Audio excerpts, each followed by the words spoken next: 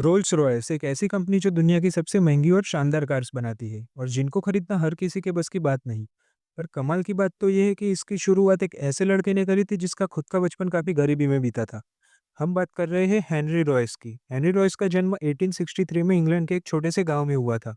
बचपन से ही उनको काफी कठिनाइयों का सामना करना पड़ा था। जब वो सिर्फ 4 साल के थे तभी उनके पिता का बिजनेस बंद हो गया और उसके बाद उनकी फैमिली की फाइनेंशियल कंडीशंस काफ़ी ख़राब हो चुकी थी। इन्हीं हालातों का सामना करते-करते रॉयस के पिता की डेथ हो गई। उस टाइम पे रॉयस सिर्फ 9 साल के थे और फिर गरीबी की वजह से उनकी माता को मेड का काम शुरू करना पड़ा और रॉयस खुद अखबार बाँटने जाते थे। कुछ साल उन्होंने ऐसे ही संघर्ष करके निकाले। रॉयस के काम करने की लगन को देख के उनकी एक आंट ने उनको the great northern railway company में काम पे लगवाया। अगले 3 साल रॉयस ने वहाँ पे बहुत मेहनत करके काम किया और साथ के साथ बहुत सारी किताबें पढ़ के कारपेंटरी और इलेक्ट्रॉनिक्स के बारे में गहराई से समझा। इन सब चीज़ों को सीख के 17 साल की एज में रॉयस एक फुल्ली कैपेबल मैकेनिक बन चुके थे। 21 साल की एज में वो मैक्सिम वेस्टर्न नाम की कंपनी में काम पर लग गए। पर ग्रोथ ना होने के कारण कंपनी बंद होने की कगार पर थी। उस टाइम तक रॉयस उतने कैपेबल हो चुके थे कि वो किसी भी कंपनी में जॉब ले सकते थे, पर उन्होंने अपनी खुद की कंपनी शुरू करने का फैसला लिया। अपनी कुछ सेविंग्स यूज़ करके उन्होंने मैनचेस्टर में एपएच रॉयस एंड कंपनी नाम से ऑफिस शुरू किया। इस काम में उनके एक पुराने दोस्त ने उनकी हेल्प करी। शुरुआत में सर्वाइव करने के लिए उन्होंने मशीन रिपेयरिंग से लेके इलेक्ट्रिकल फिटिंग जैसे सारे काम करे। इलेक्ट्रिकल फिटिंग्स और लाइटिंग की बढ़ती हुई डिमांड देख के उन्होंने खुद की मैन्युफैक्चरिंग शुरू करी। इस फैसले के बाद कंपनी की किस्मत बदल चुकी थी। साल 1900 में कंपनी की सेल्स 20,000 यूरो से ज़्यादा हो चुकी थी। उस टाइम पे रॉयस 38 साल के थे और उनकी एक फैमिली भी थी। उनका सपना था कि वो और बड़ी फैक्ट्री खोलेंगे, पर तभी कहानी में ट्विस्ट आया। साल 1901 में जर्मन और अमेरिकन कंपनीज ब्रिटिश मार्केट में आ चुकी थी और कंपटीशन बढ़ने के कारण इलेक्ट्रॉनिक्स इक्विपमेंट के प्राइसेस कम होने शुरू हो गए थे। इस वजह से रॉयस के बिजनेस पे काफ़ी नेगेटिव इम्पैक्ट हो रहा था। अपने बिजनेस को फेल होते देख उनकी हेल्थ भी खराब होने लगी।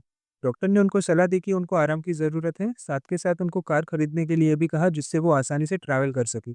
डॉक्टर की बात मान के रॉयस वैकेशन पे चले गए और उन्होंने एक फ्रेंच मेड कार भी खरीद ली। उनकी कार बहुत नॉइस करती थी और गर्म भी हो जाती थी। कार की इन कमियों को देख के उन्होंने अपनी कार को खुद ही ठीक करने का फैसला लिया। पर ये करते-करते उन्होंने कार को एक नया डिज़ाइन दे दिया। ये नई कार पुरानी कार से बहुत बेहतर थी। यहाँ से उनको अपनी खुद की कार बनाने का आइडिया आया। उन्होंने एक छोटी-सी टीम तैयार करी और नई कार डिज़ाइन करना शुरू कर दिया। वो डिज़ाइन को वर्कशॉप ले गए और उनकी नई कार बनकर तैयार हो चुकी थी। ये कार बाकी कारों से हर मामले में बेहतर थी।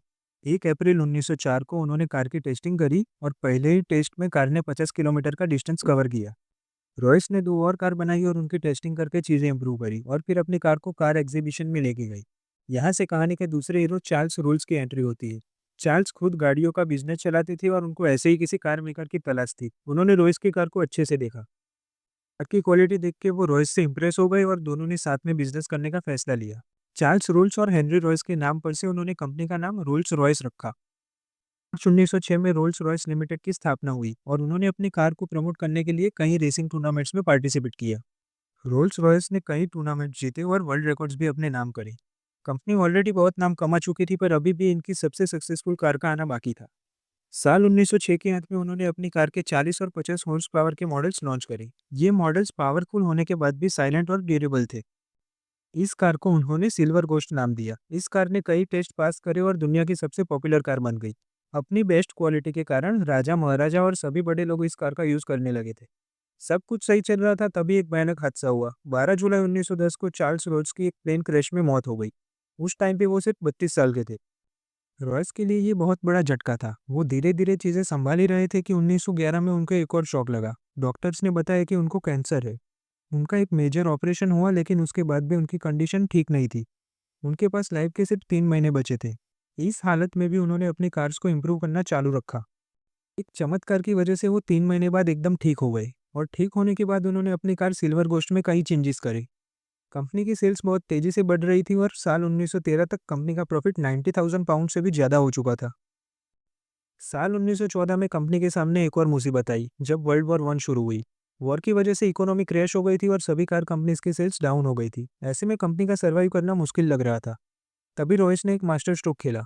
उन्होंने मिलिट्री अथॉरिटीज से बात करी और उनके लिए ड्यूरेबल आर्मर टैंक्स बनाए। कार की साइलेंट और स्मूथ राइडिंग एबिलिटी की वजह से इनका वॉर के दौरान एम्बुलेंस की तरह भी यूज होने लगा। वॉर के लिए कार सप्लाई करके कंपनी को बहुत प्रॉफिट हुआ और हाई रैंकिंग ऑफिसर्स भी अब इन कार का यूज करने लगे थे। मिलिट्री के साथ काम करते करते कंपनी को पता चला कि ब्रिटिश एयरफोर्स एरोप्लेन इंजन्स के लिए फ्रेंच कंपनीज पर डिपेंडेंट थी।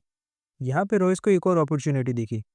रॉयस ने एरो इंजन डिज़ाइनिंग सीखी और 1915 में कंपनी का पहला एरो इंजन लॉन्च किया। इम्प्रूवमेंट करते करते उन्होंने बाकी कंपनी से ज़्यादा एफिशिएंट इंजन बना दिया। इस वजह से ब्रिटिश एयरफोर्स की फ्रेंच कंपनी से डिपेंडेंसी खत्म हो गई और कंपनी ने एक और बड़े मार्केट को एक्वायर कर लिया। साल 1918 में वर्ल्ड वॉर वन खत्म हो गई, पर कंपनी ने एरो इंजन मैन्युफैक्चरिंग चालू रखी और आज भी कई कमर्शियल और मिलिट्री एयरक्राफ्ट्स में रोल्स रॉयस के इंजन यूज होते हैं। साल 1925 तक लग्जरी कार मार्केट में कंपटीशन काफ़ी बढ़ गया था। तभी कंपनी ने अपनी सिल्वर गोस्ट को रिप्लेस करके न्यू फैंटम कार लॉन्च करी। कार की बेटर परफॉर्मेंस और लुक्स के कारण कंपनी फिर से कंपटीशन से आगे निकल चुकी थी। उसके बाद उन्होंने फैंटम 2 को लॉन्च किया, जिसने भी कंपनी की सेल्स काफ़ी बढ़वाई। साल 1931 में car manufacturing company Bentley bankrupt हो गई थी, जिसको रोल्स रॉयस ने एक्वायर कर लिया। एक बहुत बड़ा एम्पायर खड़ा करने के बाद 22 अप्रैल 1933 को हेनरी रॉयस ने दुनिया को अलविदा कहा। हेनरी की डेथ के बाद भी कंपनी ने कई आइकॉनिक कार्स बनाई और रोल्स रॉयस की लेगेसी को बरकरार रखा।